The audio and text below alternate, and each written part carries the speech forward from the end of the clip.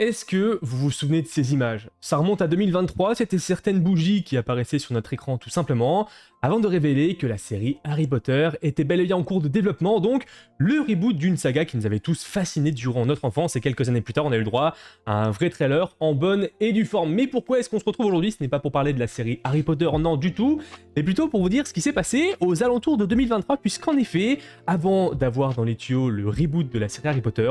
on aurait eu le droit à une toute autre série. Donc moi je vais vous mettre d'autres images sous les yeux, vous allez sûrement reconnaître ces passages, c'est des passages qui remontent à très longtemps puisque ça remonte au prisonnier d'Azkaban, et dans le prisonnier d'Azkaban, on découvrait pour la toute première fois les maraudeurs. Qui sont les maraudeurs? Pourquoi ils étaient là? Qui se cachaient derrière eux et qu'est-ce qu'ils avaient effectué? Et bien tout simplement, ça aurait été le sujet d'un tout nouveau projet du côté de Warner Bros. En partenariat avec HBO, qui aurait concerné directement une série concernant, comme je le disais, les Maraudeurs. Alors de base, le projet aurait débuté début 2020 et donc HBO cherchait de grandes licences capables d'attirer les abonnés. Et forcément, quand on parle de ça, on pense directement à Harry Potter, comme vous le voyez juste au-dessus, sauf que, eh bien, la série en 2020, enfin le film en 2020 n'était pas si vieux que ça. C'est-à-dire que la saga s'était conclue en 2010-2011, donc ça faisait à peine une décennie. Donc forcément, les pistes ont tourné autour de Harry Potter et du Wizarding World, et ils se sont dit que ça serait intéressant éventuellement de s'attarder directement sur les maraudeurs. L'histoire se serait alors déroulée en 1970 environ, durant la jeunesse et les premières montées en puissance de Voldemort et surtout de certains autres élèves à Poudlard, que ce soit Sirius Black, Peter Pettigrew, Remus Lupin ou encore James Potter, donc le père de Harry Potter, ainsi que Lily Evans qui est la mère de Harry Potter. Sauf que, au moment où on a eu, comme je vous le disais, le reveal de ces quelques bougies que je vais vous remettre à l'écran juste là, en termes de trailer entre guillemets, les scénaristes de la série ont appris en même temps que nous qu'au final, ce ne serait pas les Maraudeurs qui seraient adaptés en tant que série du côté de HBO en collaboration avec Warner Bros, mais bien un reboot de la saga Harry Potter. Donc c'est assez dommage parce que ça aurait pu être assez intéressant d'avoir une histoire inédite, si je puis dire, du côté du Wizarding World et pas un reboot d'une saga qui n'est pas si vieille que ça. Vous dites-moi ce que vous en pensez dans les commentaires et dites-moi surtout ce que vous auriez aimé voir du côté de la série des Maraudeurs. Alors moi, pour le coup, je vais vous mettre un petit best-of à l'écran, histoire que vous n'ayez pas juste ma tête, mais qu'est-ce qu'aurait pu nous proposer cette série, étant donné que ça se focusait sur des événements qu'on connaissait pas forcément. Déjà, qui étaient les Maraudeurs? Dans un premier temps, on a Cornedru, qui est James Potter, le père de Harry Potter, un sorcier extrêmement doué, populaire, arrogant et provocateur durant sa jeunesse. C'est le meilleur ami de Sirius Black, il est capable de se transformer en cerf, et son évolution aurait pu être centrale, à savoir passer d'un adolescent parfois cruel à quelqu'un prêt à combattre Voldemort et surtout à donner sa vie pour protéger ceux qu'il aimait. En tant que personnages principaux pour cette série, on aurait également eu Patmol, à savoir Sirius Black, comme je le disais, le meilleur ami de James Potter, qui lui est issu d'une famille obsédée, de sorciers obsédés par la pureté du sang. Et surtout,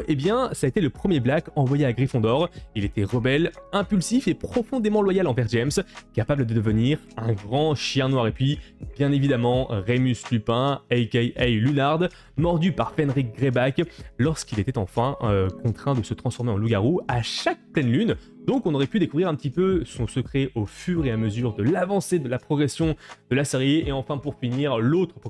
protagoniste principal qui aurait été, je pense, détesté d'absolument tous, c'est Peter Pettigrew, queue de verre, le membre le moins talentueux et le plus dépendant du groupe, capable de se transformer en rat. C'est pourquoi elle deviendra plus tard Croutard, bien évidemment.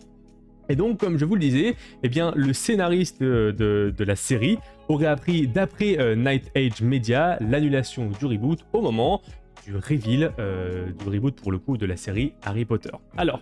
qu'est-ce qu'aurait pu raconter la série? C'est peut-être le moment le plus intéressant de la vidéo. Ça aurait pu s'étaler sur plusieurs saisons. Et après, comme je le dis, c'est pas forcément parce que ça a été annulé pour l'instant que ça n'arrivera jamais. Je pense que pour l'instant, HBO avait surtout besoin de se concentrer sur quelque chose de qualitatif et surtout d'un succès certain. Et pour le coup, faire un reboot de la saga Harry Potter, il était certain qu'il y aurait un énorme succès pour cette série. Donc forcément, quand tu as le choix entre une histoire inédite où tu n'es pas certain que le succès soit présent et un reboot où là pour le coup tu es certain que ce soit le cas, tu choisis assez rapidement le truc qui te rapportera le plus d'abonnés et le plus d'argent. Et en fond, je vous ai mis un fan movie qui avait été fait il y a une dizaine d'années sur justement Severus Rogue et les Maraudeurs, histoire d'illustrer un petit peu tout ça si jamais vous voulez aller le voir. Je vous mettrai le lien dans la description, mais en tant que bon Potterhead, je pense que vous l'avez d'ores et déjà vu. Mais donc, qu'aurait pu nous raconter cette série? Eh bien, tout simplement, on aurait pu avoir une première saison lumineuse en apparence, comme ça avait été le cas avec le premier épisode de Harry Potter, enfin, Harry Potter à l'école des sorciers, donc la première saison, si je puis dire, de Harry Potter, avec l'arrivée de James, Sirius, Remus et Peter à Poudlard, la rencontre immédiate entre James et Sirius, le rejet justement de ce dernier par sa famille, et les premières tensions qui auraient pu arriver avec Severus Rogue. On aurait également eu la découverte progressive du secret de Remus, Lily Evans qui refusait le comportement arrogant de James et une ambiance de rentrée à Poudlard, mais avec les premières traces de la montée de Voldemort. Ça aurait été pour la première saison, donc un truc assez lumineux si je puis dire, et puis enfantin pour la première saison, puis plus ça aurait progressé, plus on aurait été vers le côté obscur si je puis dire, une série un petit peu plus dark, un petit peu plus adulte, avec de plus gros enjeux, ce qui nous aurait mené aux autres saisons, avec peut-être l'apprentissage justement de notre groupe des maraudeurs pour devenir des animagus, puisque de base, je le rappelle, il n'était pas Niagus, hein. Il y a un procédé extrêmement long et compliqué que très peu de gens arrivent à accomplir justement pour avoir cette capacité de se transformer en animal, et en plus de ça, vous ne choisissez pas en quoi vous vous transformez, mais on aurait pu également avoir les premières nuits passées avec Remus en tant que loup-garou, la découverte des passages secrets de Poudlard, la création de la carte du maraudeur, le harcèlement de Rogue qu'on a vu un petit peu justement dans le film Harry Potter, je crois que c'était et l'ordre du Phénix avec les séquences d'occlumency avec le professeur Rogue, l'incident de la cabane hurlante ou encore la détérioration de l'amitié entre Lily et Rogue, puisque je le rappelle, avant d'arriver à Poudlard, ils étaient extrêmement proches. Alors au fil des années, Rogue est resté extrêmement attaché à Lily et extrêmement amoureux d'elle, c'est pourquoi il défendra Harry et c'est pourquoi également il va développer un Patronus en forme de biche pour rendre entre guillemets hommage à Lily, enfin je simplifie la chose, hein, mais on aurait pu voir justement la détérioration de cette amitié puisque on ne peut pas passer de meilleur ami à ennemi entre guillemets juré quelques années plus tard uniquement parce que Lily allait fréquenter James et elle porte peut-être des choses en plus si je puis dire, et ça nous aurait permis d'avoir vraiment une histoire inédite puisque l'histoire des maraudeurs n'est que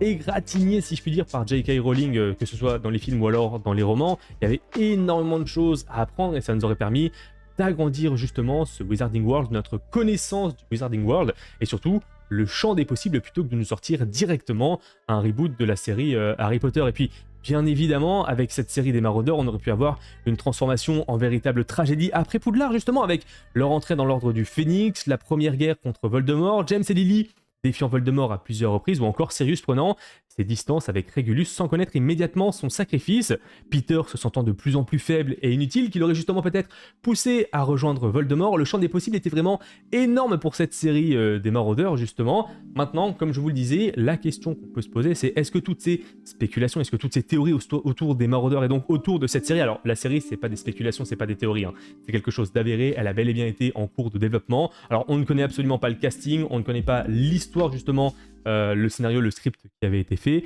mais on peut se prêter un petit peu à rêver. Mais si tout cela a d'ores et déjà été développé il y a quelques années jusqu'à l'annonce du reboot de la série Harry Potter, il y a fort à parier que si cette dernière justement est un succès, eh bien on ait d'autres productions qui arrivent par la suite, comme ça a été le cas avec Game of Thrones, puisque je le rappelle, à la base on a eu les 8 saisons de Game of Thrones, puis quelques années sans rien du tout, suite à quoi House of the Dragon a débarqué, on a A Knight of the Seven Kingdoms qui a également débarqué, puis un film qui est en cours de production, ce n'est pas prêt de s'arrêter. Bref, quand on a vraiment une machine qui nous permet d'avoir des rentrées d'argent assez conséquentes et assez régulièrement entre les mains, ce qui est le cas de HBO avec bon nombre de licences, telles que, comme je le disais, Game of Thrones ou encore prochainement avec Harry Potter, eh bien il y a fort à parier qu'ils ne laisseront pas ça justement en suspens et donc sans rien du tout. Après, pendant de nombreuses années, ils ne vont pas juste nous sortir les 7 saisons Harry Potter, puis plus rien par la suite. Donc il y a fort à parier qu'on ait autre chose, que ce soit les Marauders ou alors une toute autre série. Alors vous, bien évidemment, dans les commentaires, dites-moi quelle est la série que vous auriez souhaité voir arriver sur votre petit écran via votre abonnement HBO, en dehors du reboot de Harry Potter et en dehors des Marauders, bien évidemment, puisqu'il y a